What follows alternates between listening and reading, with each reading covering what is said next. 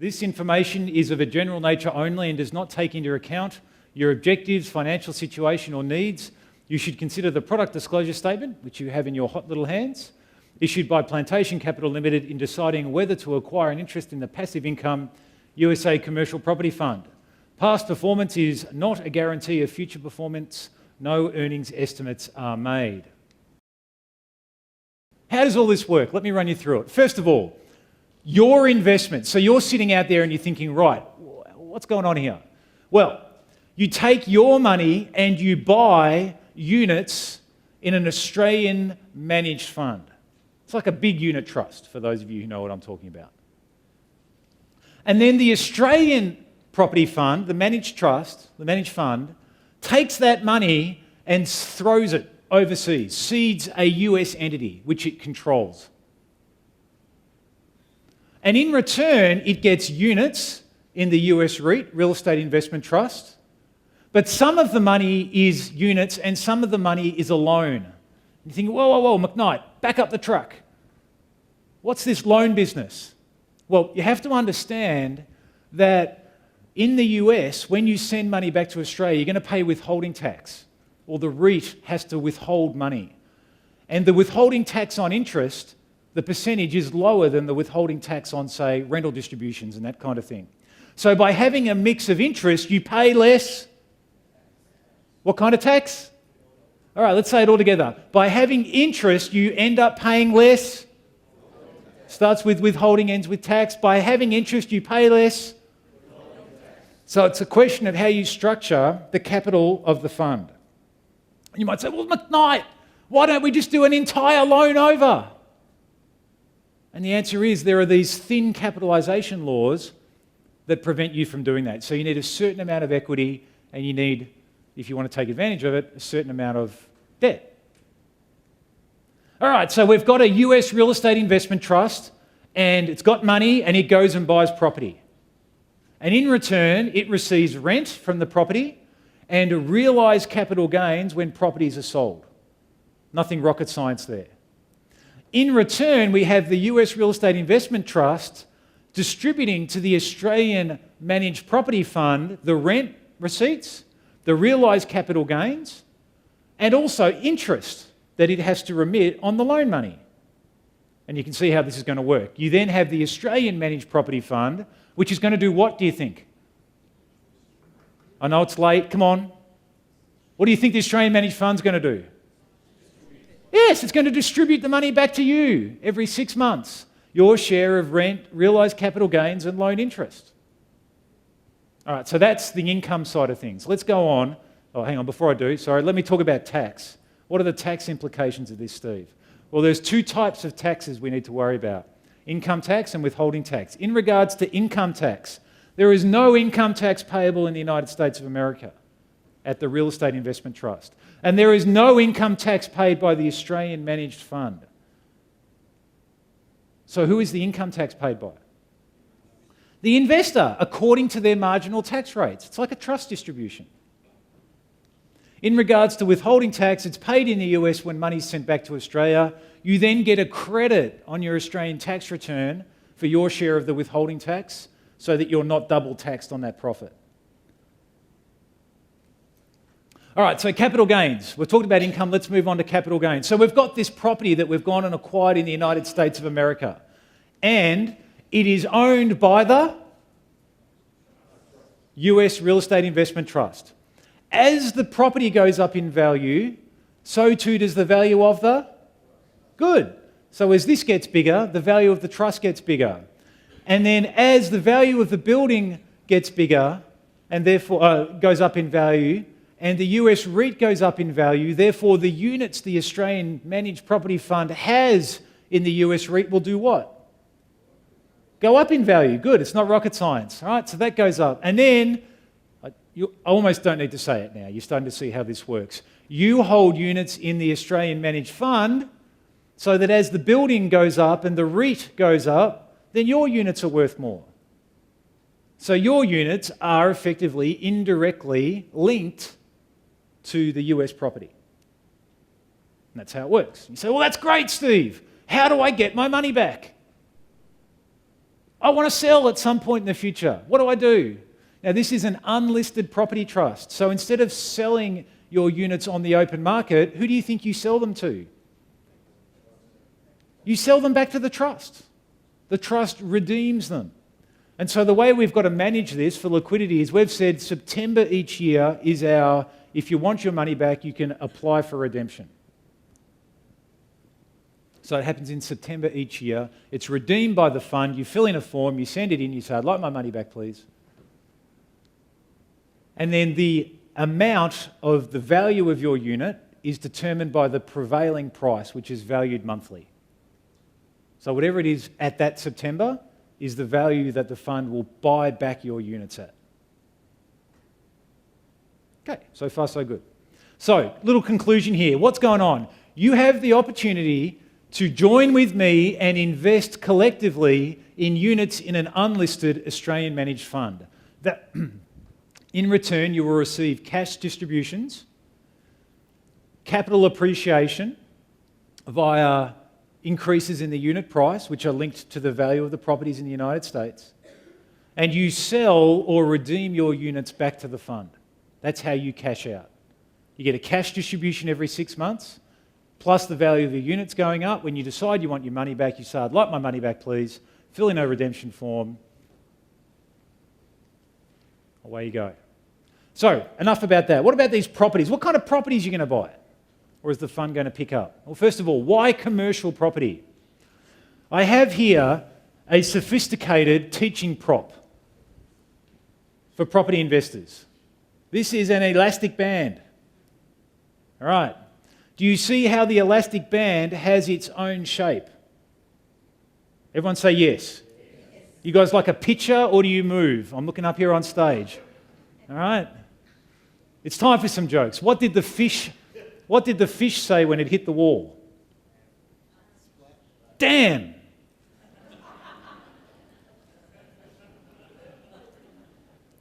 Do you want more?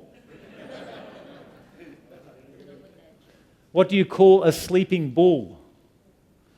A bulldozer. What did the Nepalese farmer say when his rooster laid an egg? Look at the Himalaya. All right, so I'm warning you, I've got hundreds of these jokes.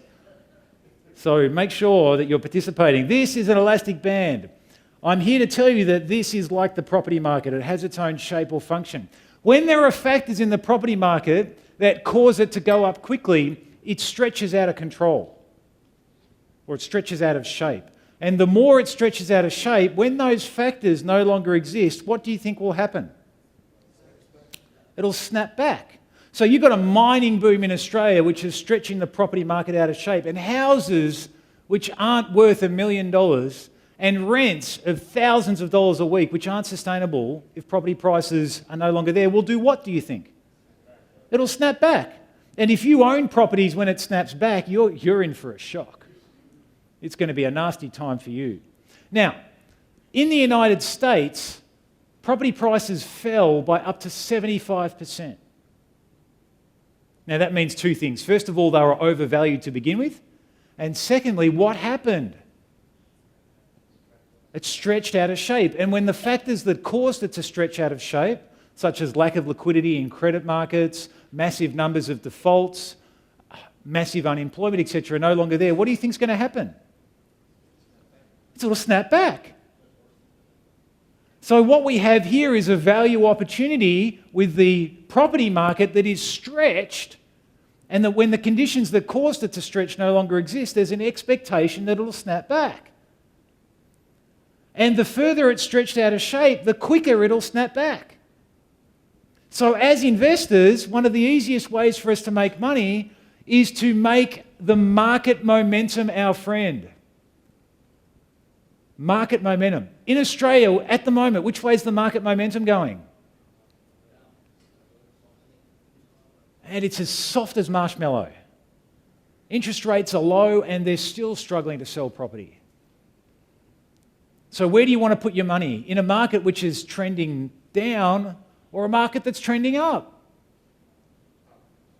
To me, it's not rocket science, right? Just put your money where it will work for you and you don't have to work for it.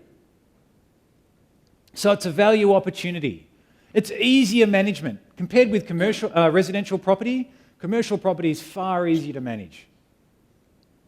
Now, in commercial property, not every commercial property, but most commercial properties, you have to be careful and make sure you're reading what the lease says. The lease will say that it is plus outgoings. Whereas in residential property, it is inclusive of outgoings. So if you've got a 10% gross return in commercial and a 10% gross return in residential, the net return from commercial is still probably going to be 10%. But the net return from residential might be half because you've got to pay for rates and insurance, etc., etc. So there's a natural competitive advantage that commercial property has over residential property on a yield basis. In regards to a market niche, we want to target properties that are too expensive for mum and dad owners, but too cheap for the major institutions, around the $1 to $5 million mark. And we want to be a cash buyer. And by being a cash buyer, we want to be able to negotiate substantial discounts when buying. What kind of assets are going to go into the fund? Well, bear with me. This is all in the PDS. First of all, we're going to put in properties backed by high-quality, long-term tenants on triple net leases. These being leases where the tenant agrees to pay all or most of the real estate taxes, building insurance and maintenance costs. Why would we put properties like that in the fund, do you think? Safety. Couple of absolute no-brainer properties that aren't the sexiest yields going around, which will just provide solid, secure income over the life of the fund. And we said here up to 50%. And then properties that can be broadly managed as a commercial venture but have a residential component, including apartment complexes and mobile homes parks. Now, the reason why we don't just stick purely with these assets is that the yields on them tend to be lower because of the security of the leases. Whereas when you have these sorts of properties, the yields tend to be higher. So if we average out across both, we get security and we get income.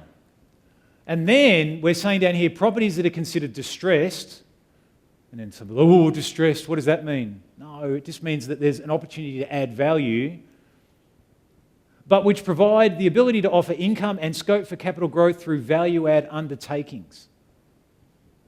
And then up to 30%. So obviously it's more than 100 because the mix can be up to 100%. And lastly, cash and money market instruments. You know, it's always wise to keep a certain amount in cash, so up to 10% in cash. So that's an idea of the asset mix we're going to put in the fund. Why the US?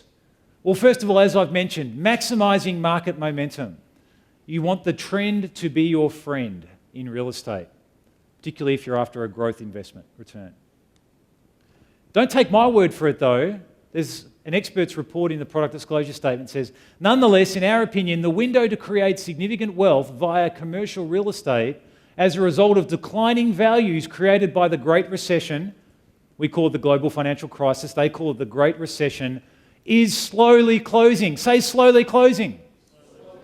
Why is it slowly closing? Because it's getting better.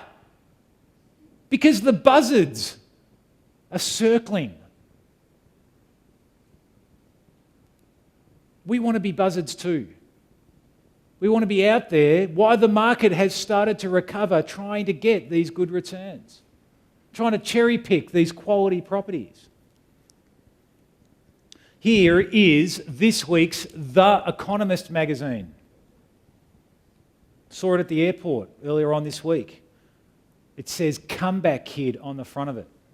Rebuilding America's economy. You may think that things are stuffed in the United States of America, and in many ways they are, but they've stopped getting worse. I always say never ever guess the bottom of the market. Let the market tell you where it's at. Second reason, so we talked about maximising market momentum. Second reason is the Australian dollar's current buying power. If we take a look at the Australian dollar against the US dollar since it floated in 1983, there has only been a tiny window over the last 30 years when it's been above parity.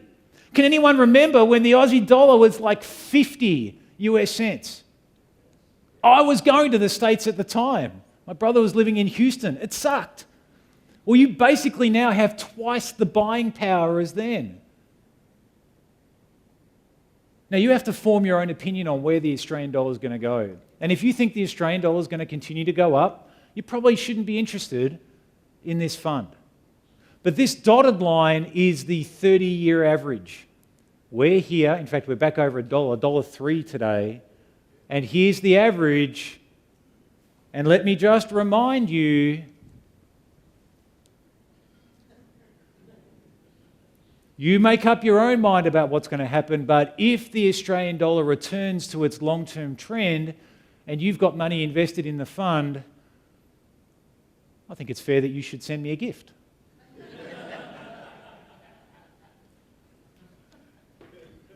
The third reason, attractive income returns. Now, because this is a managed fund and because the laws are the way they are, I am not permitted to give you an earnings estimate, which is why at the start of tonight's presentation there was the disclaimer and the general advice warning about no earnings estimates are given.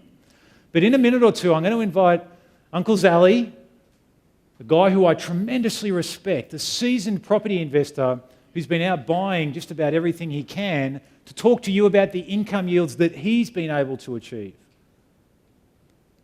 And then there's the possibility of growth. In fact, to me, the real attractive thing here is, yes, it's positive cash flow, but it's the growth potential as the market snaps back into shape. And then there's the potential for foreign exchange gains as and if, when the Australian dollar returns back to its longer-term average. And let me just show you quickly. If we were able to send $1 over to the US at parity, and we sent 20 million over, and the Australian dollar fell to 80 cents, then automatically that would be 25 million Australian dollars coming back. Or put another way, if there was $1.2 million in rent and the Australian dollar fell to 80 cents, then that $1.2 million becomes 1.5 million Australian dollars. So if we go, and this is part of the strategy of the fund, if you believe the story, if we go and buy US assets while the Australian dollar is high and the Australian dollar goes down, not only do we make an increased capital gain, our rental returns are also higher. Why? Because we get paid in US dollars, and if the conversion goes down, the amount of Australian dollars our US dollar buys goes up. In fact, it's in this example here, you'll get a 25% greater return because the currency's gone down. Of course, it's not all upside. It would be disadvantageous if the Australian dollar went up. And like I said, you need to make your own mind up about whether you believe the Australian dollar is going to go up over the medium to long term, is going to stay where it is, or it's going to go down. So why right now? Okay, I've mentioned to you that the US economy is stabilising. It's getting harder and harder to find really good deals. They're still there, they're still possible, but if we wait another 6 or 12 months, the window of opportunity, I'm worried, is going to get thinner and thinner and slimmer and slimmer. We want to be trying to make hay while the AUD dollar remains strong. You know, it'd be a kick in the guts if while I waited to get to the minimum amount to make this worthwhile, the Australian dollar went back to 80 cents. It's a cash buyer opportunity. We're not looking to borrow money. And in the States at the moment, the unique opportunity comes because there are people out there who want to buy but can't get access to finance.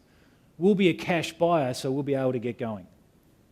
But we all have to understand that time is ticking.